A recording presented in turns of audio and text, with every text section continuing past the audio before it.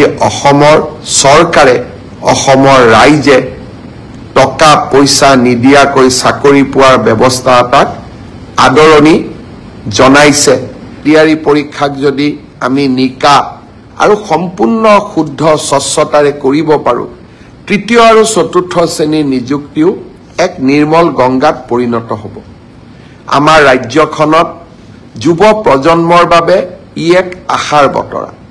অসমৰ ইতিহাসৰ বাবে ই এক যুগজয়ী সন্ধিক্ষণৰ মন্ত্ৰীৰ ল'ৰা, বিষয়াৰ ল'ৰা, ধনী আঢ্যবন্ত পৰিয়ালৰ ল'ৰা ছোৱালী, 1 কোটি টকাৰ লৈ উপঢৌকন, ৰাকেশ পালৰ দৰে ব্যক্তিৰ সৃষ্টি আৰু অসমৰ দৰিদ্ৰ মধ্যবিত্ত সমাজখনত অগাধ লুণ্ঠন এই কংগ্ৰেছৰ শাসনকালৰ স্বাক্ষৰ আছিল। আজি আমাৰ শাসনকালত আমি সেই ব্যৱস্থাক প্ৰত্যাহ্বান জনালোঁ। সেই ব্যৱস্থাক আমি সফলতাৰে পৰিৱৰ্তন কৰিলোঁ আৰু আজি সমগ্ৰ দেশেই স্বীকাৰ কৰিবলৈ বাধ্য হৈছে যে আজি অসমৰ চৰকাৰে, অসমৰ ৰাইজে টকা পইচা নিদিয়াকৈ চাকৰি পোৱাৰ ব্যৱস্থা এটাক আদৰণি জনাইছে আৰু তাক আমি আনুষ্ঠানিক ৰূপ দিছোঁ। পৰীক্ষাৰ ফলাফল হ'ল, এইবাৰ এই পৰীক্ষাৰ ফলাফলত দুটা নতুন বৈশিষ্ট্য আছিল। যোৱা কিছুদিন আগতে কেবিনেটত আমি এটা সিদ্ধান্ত লৈছিলোঁ। অসমৰ আটাইতকৈ আদিমতম আৰু আটাইতকৈ প্ৰাচীন জনগোষ্ঠী দুটাই আছিলে মৰাণ আৰু মটক। যিকোনো কাৰণতে শৈক্ষিকভাৱে পিছ পৰি থকা বাবে সেই জাতিটোৰ পৰা আজিও দুইটা জনগোষ্ঠীৰ পৰা আজিও এজন মেজিষ্ট্ৰেট বা ডিএছপি বা লোকসেৱা আয়োগত পৰীক্ষা পাছ কৰা যুৱক যুৱতী। পৰীক্ষাৰ ফলাফল হ'ল, এইবাৰ এই পৰীক্ষাৰ ফলাফলত দুটা নতুন বৈশিষ্ট্য আছিল। যোৱা কিছুদিন আগতে কেবিনেটত আমি এটা সিদ্ধান্ত লৈছিলোঁ।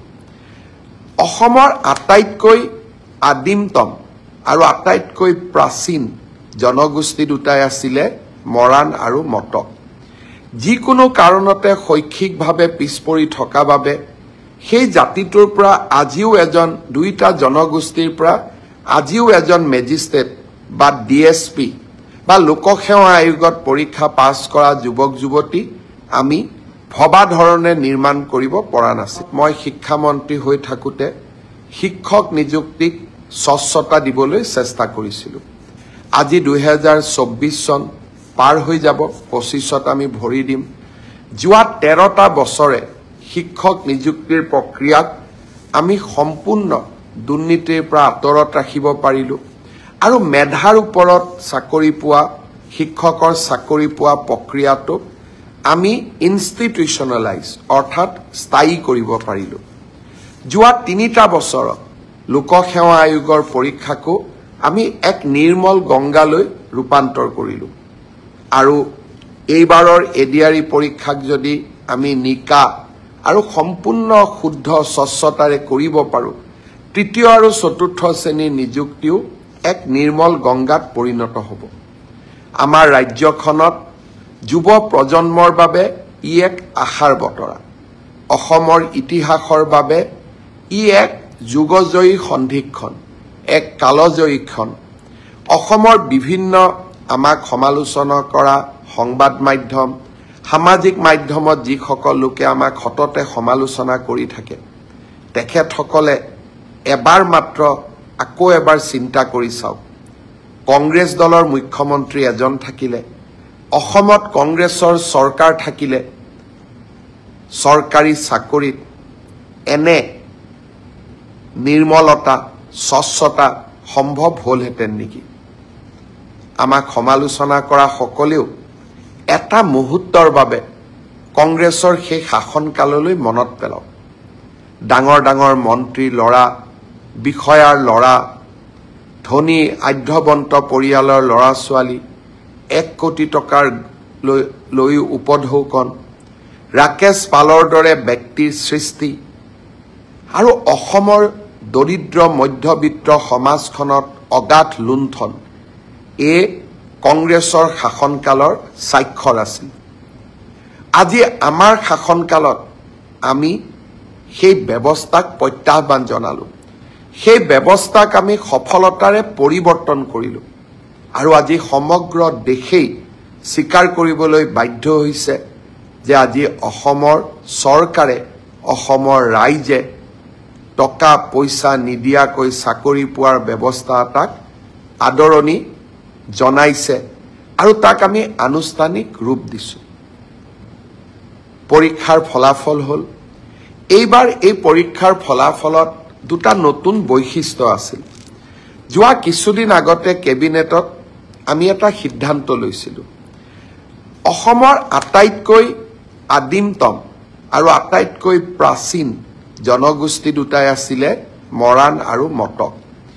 যিকোনো কাৰণতে শৈক্ষিকভাৱে পিছপৰি থকা বাবে সেই জাতিটোৰ পৰা আজিও দুইটা জনগোষ্ঠীৰ পৰা আজিও এজন মেজিষ্ট্ৰেট বা DSP বা লোকসেৱা আয়োগত পৰীক্ষা পাছ কৰা যুৱক যুৱতী আমি ভবা ধৰণে নিৰ্মাণ কৰিব পৰা নাছিলোঁ। মই এবাৰ প্ৰতিশ্ৰুতি দিছিলোঁ যে মৰাণ জনগোষ্ঠীৰ বাবে এটা মেজিষ্ট্ৰেটৰ পোষ্ট আৰু তেওঁলোকৰ বাবে এটা DSPৰ পোষ্ট আমি সংৰক্ষণ কৰিম আৰু তেনেধৰণে মটক জনগোষ্ঠীৰ বাবেও এটা DSP পোষ্ট আৰু আমি এটা মেজিষ্ট্ৰেটৰ পোষ্ট আমি সংৰক্ষণ কৰিম। এইবাৰ মৰাণ মটক জনগোষ্ঠীৰ স্বাগতা বৰুৱা আৰু মৰাণ জনগোষ্ঠীৰ সেউজ দহোটীয়াই এই সংৰক্ষিত আসনত ACSত উত্তীৰ্ণ হ'বলৈ সক্ষম হ'ল। ঠিক তেনেধৰণে মটক জনগোষ্ঠীৰ ত্ৰিনয়ন দত্ত আৰু প্ৰাচিত মৰাণ জনগোষ্ঠীৰ পৰা DSP পোষ্টত সংৰক্ষিত আসনত নিযুক্তি পাবলৈ সক্ষম হ'ল। ইয়াৰ উপৰিও মটক জনগোষ্ঠীৰ 3 গৰাকী যুৱক যুৱতীয়ে সুস্মিতা বৰুৱা, দিবাকৰ গোহাঁই আৰু ইন্দ্ৰাণী সেনাপতিয়ে মেধাৰ ভিত্তিত লোকসেৱা আয়োগৰ পৰীক্ষাত উত্তীৰ্ণ হ'বলৈ সক্ষম হ'ল। যি ধৰণে আমি অসমৰ খিলঞ্জীয়া জাতি সত্তাসমূহৰ উত্থানৰ বাবে কাম কৰি আছোঁ, এই অসম লোকসেৱা আয়োগৰ পৰীক্ষাত মৰাণ আৰু মটক জনগোষ্ঠীয়ে পোৱা ন্যায়ে আমাৰ চৰকাৰৰ অসমৰ খিলঞ্জীয়া জাতি সত্তাৰ প্ৰতি থকা একান্ত শ্ৰদ্ধা আৰু ভক্তিক আকৌ এবাৰ সন্মুখলৈ লৈ আহিলে।